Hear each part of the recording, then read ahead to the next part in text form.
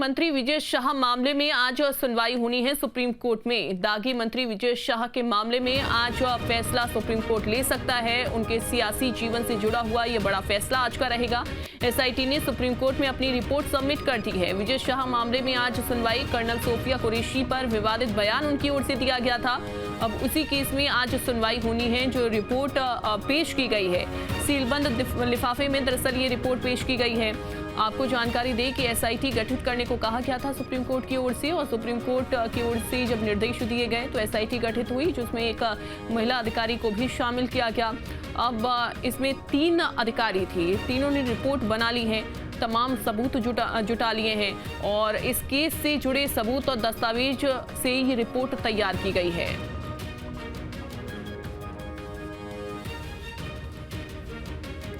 विजय शाह मामले में आज सुप्रीम कोर्ट में सुनवाई होनी है। कर्नल सोफिया कुरैशी पर विवादित बयान उनकी ओर से दिया गया था और एसआईटी गठित करने को कहा गया था। एसआईटी बनाई गई, जिसके बाद जांच की एसआईटी ने।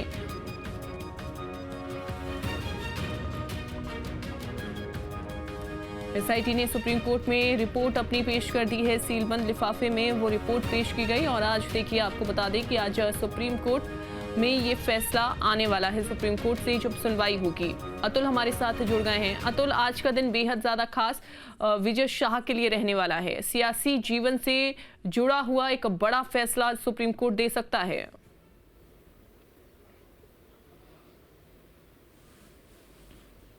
देखिए, बिल्कुल जिस तरीके से हम देख रहे हैं कि सुप्रीम कोर्ट ने एसआईटी ने अपना रिपोर्ट पेश कर दी है और आज उसके ऊपर सुनवाई होनी है।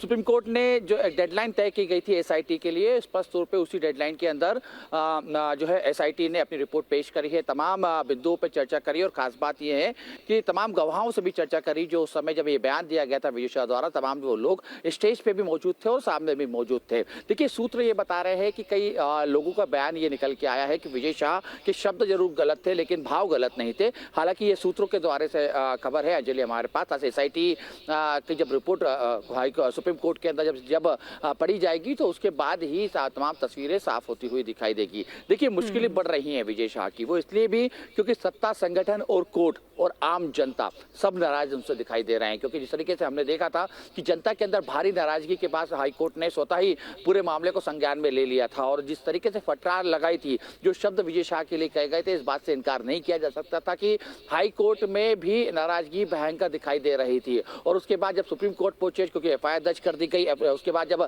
सुप्रीम कोर्ट पहुंचे अंजलि, तो सुप्रीम कोर्ट में भी इसी प्रकार की फटकार विजय शाह को लगती हुई दिखाई दी थी। आज दोपहर के वक्त जो विजय शाह का सियासी जीवन है वो कितना आगे चल पाएगा, वो कहीं ना कहीं डिसाइड हो पाएगा। क्योंकि जिस तरीके से हम देख रहे हैं, पार्टी की बात करें या सरकार की बात करें, संगठन ने भी दूरी बनाई हुई है और सरकार तो दूरी बनाई ही चुकी थी। क्योंकि इसका उदाहरण हमने देखा था किस तरीके से कैबिनेट बैठक के अंदर विजय शाह की गैर मौजूदगी दिखाई दे रही थी। बहरहाल लेकिन कहीं ना कहीं चूंकि देखिए संगठन ने सीधे तौर पे कार्रवाई नहीं की अंजलि, क्योंकि काफी चुनौतियां थी। संगठन इस बात को समझ रहा था और सरकार के तमाम नुमाइंदे भी इस बात को समझ रहे थे कि विजय शाह के ऊपर अगर सीधी कार्रवाई की जाती है तो एक बड़ा तबका मध्य प्रदेश के अंदर नाराज हो सकता है। क्योंकि जिस तरीके से आदिवासी कार्ड विजय शाह खेल रहे थे और स्पष्ट तौर पर उनका ये कहना था, जो सूत्र हमें बता रहे हैं, विजय शाह का ये कहना था कि अगर मैं इस मंत्री पद से इस्तीफा दूंगा तो उनके जो लड़के हैं उनको चुनाव लड़वाया जाए। तो कई शर्तों के साथ वो इस्तीफा देने को तैयार थे, ये सूत्र हमें बता रहे हैं। लेकिन पार्टी, क्योंकि देखिए बीजेपी की हमने कार्यशैली देखी है कि बिना दबाव के ही वो काम करती है। ऐसे में उन्होंने इनका भी दबाव नहीं लिया अभी तक, क्योंकि स्थिति अभी तक साफ नहीं हो पाई है। लेकिन कहीं ना कहीं इस बात को इनकी जरूर किया जा रहा है, क्योंकि देखिए प्रधानमंत्री नरेंद्र मोदी का दौरा होना है।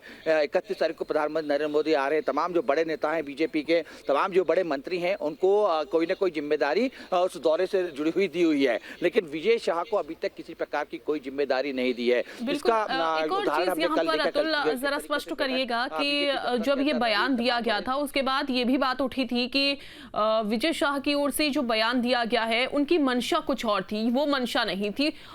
ये बात भी सामने आई थी।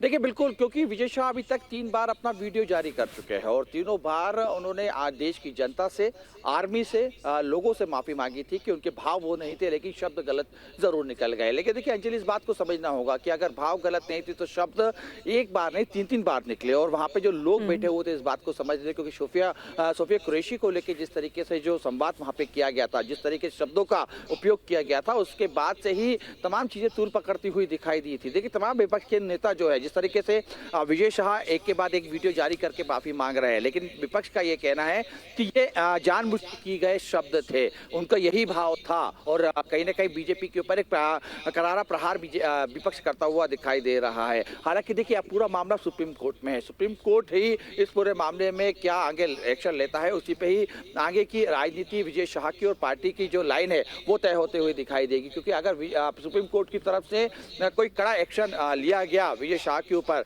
तो यह निश्चित है कि राजनीतिक जो करियर है विजय शाह का वो पूरी तरीके से एक भंवर में फंसता हुआ दिखाई देगा। लेकिन कहीं ना कहीं सीधे तौर पे हम देख रहे हैं, क्योंकि ये वीडियो सामने निकल के आ रहे हैं अंजलि माफी के, वो इस बात की गवाही दे रहे हैं कि विजय शाह भी इस बात को समझ चुके हैं कि वो अपने खुद के बनाए एक चक्रव्यूह में फंस चुके हैं। हालांकि वो चक्रव्यूह जानबूझ के बनाया गया था या उनके साथ उनके भाव अलग थे, ये सुप्रीम कोर्ट की जो एसआईटी की जो जांच रिपोर्ट है वो सामने दिखाई देगी, वो जांच रिपोर्ट सामने लाएगी। लेकिन कहीं ना कहीं आम जनता के बीच में विजय शाह एक दोषी करार दिए गए हैं और हमने देखा बिल्कुल, लेकिन क्या ऐसा हो सकता है जैसा आप बता रहे हैं कि विजय शाह की तरफ से ये पेशकश की गई कि अगर वो अभी इस्तीफा देते हैं तो भविष्य में उनके परिवार से कोई चुनाव जो है वो लड़ सकता है, क्या इस पर विचार किया जाएगा या सुप्रीम कोर्ट क्या ये फैसला दे सकता है कि भविष्य में कभी भी विजय शाह को आगे टिकट ना दी जाए और उनके परिवार से भी जुड़े किसी भी सदस्य को टिकट ना दी जाए? क्या इस तरीके से एक बड़ा उलटफेर देखने को मिल सकता है या यहीं पर ब्रेक अब मंत्री विजय शाह के करियर पर लग जाएगा, सियासी करियर पर?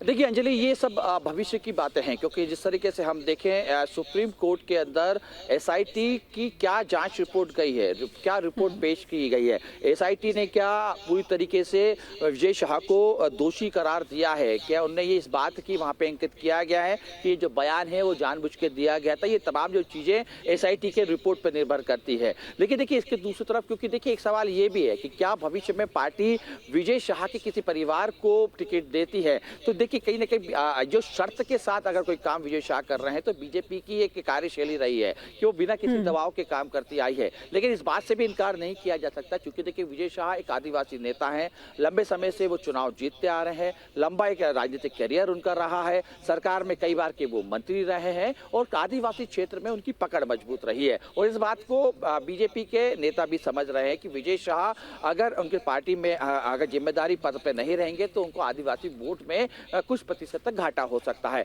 तो ऐसे में आने वाला सुप्रीम कोर्ट का जो फैसला रहेगा, सुप्रीम कोर्ट की जो सुनवाई के बाद विजय शाह के लिए क्या फैसला दिया जाता है उसके बाद बिल्कुल, और बीजेपी यहाँ पर क्या फैसला लेती है सुप्रीम कोर्ट के फैसले के आधार पर वो भी देखना होगा, उसका इंतजार करना होगा। बहरहाल आप सुप्रीम कोर्ट के फैसले पर नजर बना के रखिएगा अतुल, हम आपसे अपडेट लेते रहेंगे। फिलहाल बहुत शुक्रिया।